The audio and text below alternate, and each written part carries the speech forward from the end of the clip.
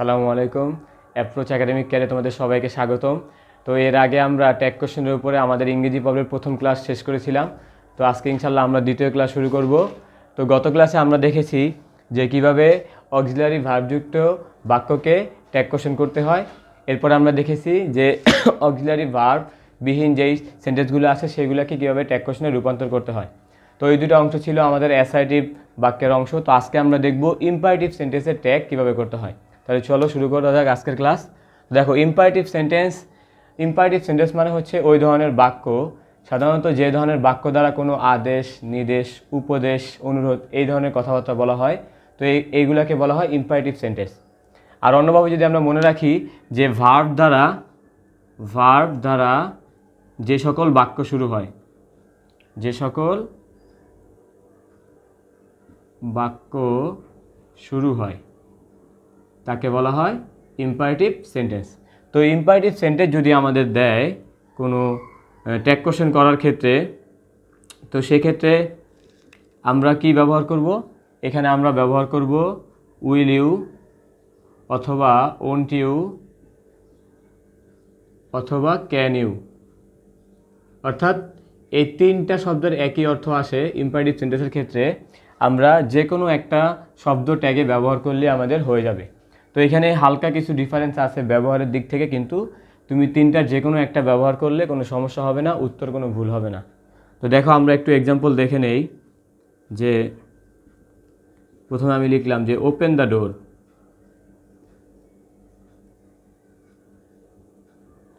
এখানে আমি লিখলাম ওপেন দ্য ডোর। তো এই ক্ষেত্রে আমি তোমার কি ট্যাগ কোশ্চেন ব্যবহার করতে পারি? আমরা এখানে বলছিলাম যে ইম্পারেটিভ সেন্টেন্স বা ভার্ব দ্বারা যদি কোনো বাক্য শুরু হয় সেক্ষেত্রে আমরা উইল ইউ অথবা ওন্ট ইউ অথবা ক্যান ইউ এই তিনটা যে কোনো একটা ব্যবহার করব। তো যেহেতু আমরা এখানে দেখো যে ওপেন দ্য ডোর, আমরা দরজাটা খুলতে বলতেছি, তো এখানে আমরা তাকে একটা অর্ডার বা আদেশ টাইপে দিতেছি, সেক্ষেত্রে আমরা এখানে উইল ইউ ব্যবহার করতে পারি। আর যদি এমন হইতো যে আমরা তাকে অনুরোধ করতেছি, সেক্ষেত্রে আমরা ওন্ট ইউ অথবা ক্যান ইউ ব্যবহার করতে পারি। কিন্তু তুমি তিনটার যে কোনো একটা ব্যবহার করলেই হবে, সমস্যা নেই। অথবা আমরা লিখলাম যে give me a cup of tea. তো খেয়াল করো, এখানেও কিন্তু আমাদের ইম্পারেটিভ সেন্টেন্স বাক্যটা, কেন? কারণ এখানে গিভ দ্বারা শুরু হয়েছে, এখানে গিভ দ্বারা বাক্যটা শুরু হয়েছে, সেজন্য এটা একটা ইম্পারেটিভ সেন্টেন্স। তো সেজন্য আমাদের এখানে ট্যাগটা কী হবে? উইল ইউ অথবা ওন্ট ইউ, তুমি একটা ব্যবহার করলেই হবে। তো একটু খেয়াল করে দেখো, যখন আমাদের ইম্পারেটিভ সেন্টেন্স হবে তোমার কাজ হচ্ছে শুধু ভার্বটা বের করা, যে কোনটা আমাদের ভার্ব, তাহলে তুমি সহজেই এটা সমাধান করতে পারবা। আর ইম্পারেটিভ সেন্টেন্স যখনই থাকবে আমার এখানে অক্সিলারি ভার্ব কী আছে, সাবজেক্ট কী আছে, এটা দেখার কোনো দরকার নেই। আমরা সরাসরি শুধু এটা বসায় দেবো যে উইল ইউ অথবা ওন্ট ইউ অথবা ক্যান ইউ, এটা যে কোনো একটা আমরা বসায় দেবো। তো এটা হচ্ছে ইম্পারেটিভ সেন্টেন্সের একটা নিয়ম, যেখানে আমাদের সরাসরি ভার্ব দ্বারা মানে ভার্ব দ্বারা কোনো সেন্টেন্স শুরু হবে। এছাড়াও আরও কিছু নিয়ম আছে, যেমন লেট যুক্ত যদি কোনো শব্দ ব্যবহৃত হয়, বাক্য সেন্টেন্সের শুরুতে ব্যবহৃত হয়, সেই ক্ষেত্রে আমরা তার সমাধান কীভাবে করব সেটা এখন আমরা দেখে নিব। তো দেখো, এরপরে ইম্পারেটিভ সেন্টেন্সের মধ্যে একটা নিয়ম আছে যে তোমার কোনো একটা বাক্য শুরু হয়েছে ভার্ব দ্বারা, এরপরে যদি অবজেক্ট হিসেবে ইউ ব্যবহৃত হয়, কী ব্যবহৃত হয়? ইউ, তাহলে আমরা সবসময় ডোন্টটাই ব্যবহার করব। তাহলে শর্টকাটে আমরা রুলসটা মনে রাখতে পারি যে ভার্ব দ্বারা বাক্য শুরু হবে,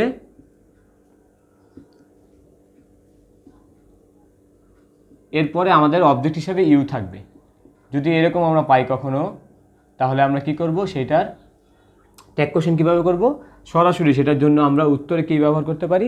আমরা উত্তরে ব্যবহার করব ডোন্ট আই, অথবা তুমি ব্যবহার করতে পারো ডোন্ট উই। দেখছো? তো আমরা একটু এক্সাম্পলটা দেখে নেই। যেমন এখানে আমি লিখতে পারি থ্যাংক ইউ। তাহলে এটা ট্যাগ কী হবে স্যার? Don't I. আবার ধরো আমরা এখানে লিখলাম উইশ ইউ গুড মর্নিং।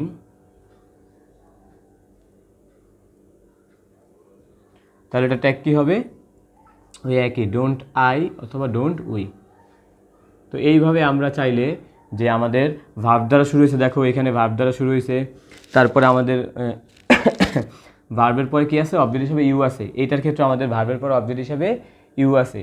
অথবা আমরা অনেক সময় অনেককে বার্থডে উইশ করি, সেক্ষেত্রে আমাদের ট্যাগটা হবে ডোন্ট আই। এটা সবসময়ের জন্য ফিক্সড।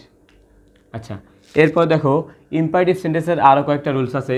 যেমন লেট দ্বারা যদি কোনো বাক্য শুরু হয় তাহলে আমরা ওইটার সমাধান কিভাবে করব। তো দেখো, যদি লেট আস অথবা লেটস এরকম কোনো ফরম্যাট আমাদের দেয়, কোনো বাক্য ট্যাগ করতে বলে, তো সেক্ষেত্রে সবসময় উত্তর হবে আমাদের শ্যাল উই। উত্তরটা কী হবে? Shall we. তো দেখো আমরা এখানে কয়েকটা এক্সাম্পল লিখি। যেমন লেটস গো টুগেদার, চলো একসাথে যাই।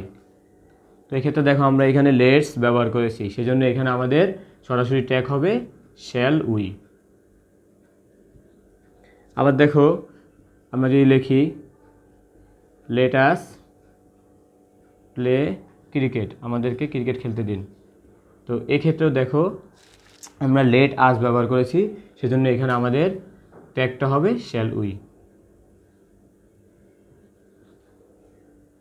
আচ্ছা, এটা হচ্ছে আমাদের লেটের পরে আস অথবা শর্টকাটে যদি আমরা বলি সংক্ষিপ্ত লেটস, সেক্ষেত্রে আমাদের এই রুলটা কার্যকর হবে। কিন্তু আমাদের অনেক সময় কী হতে পারে, লেটের পরে আজ না থাকে, লেটের পরে আমাদের হার হইতে পারে, মি হইতে পারে, হিস হইতে পারে, এই ধরনের শব্দগুলো যেগুলোকে আমরা বলি পজেসিভ, এই পজেসিভ বা অবজেক্টিভ ফর্মও বসতে পারে। সেক্ষেত্রে আবার নিয়মটা একটু ভিন্ন হবে। দেখো, তো আমরা যদি এখানে ইম্পারেটিভ সেন্টেন্সে যদি আমাদের লেট মি অথবা লেট হিম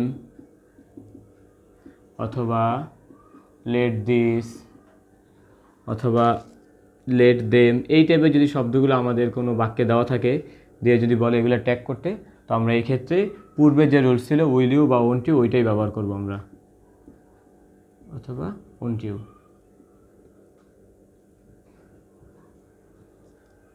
তো দেখো এক্সাম্পলগুলো দেখা যাক। এখানে আমি লিখলাম let me finish the task, আমাকে কাজটি শেষ করতে দাও।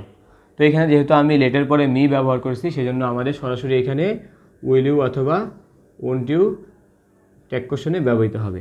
অথবা আমি যদি লিখলাম লেট দেম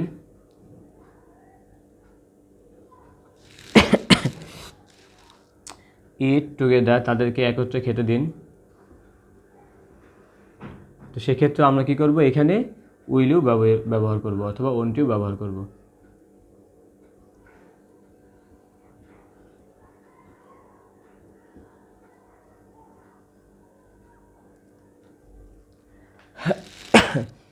তো আজকে আমরা দেখলাম যে ইম্পারেটিভ সেন্টেন্সের তিনটে গুরুত্বপূর্ণ রুলস, কিভাবে আমরা ইম্পারেটিভ সেন্টেন্সের এই তিন টাইপের যদি আমাদের সেন্টেন্স দেওয়া থাকে তাহলে আমরা কিভাবে সমাধান করব।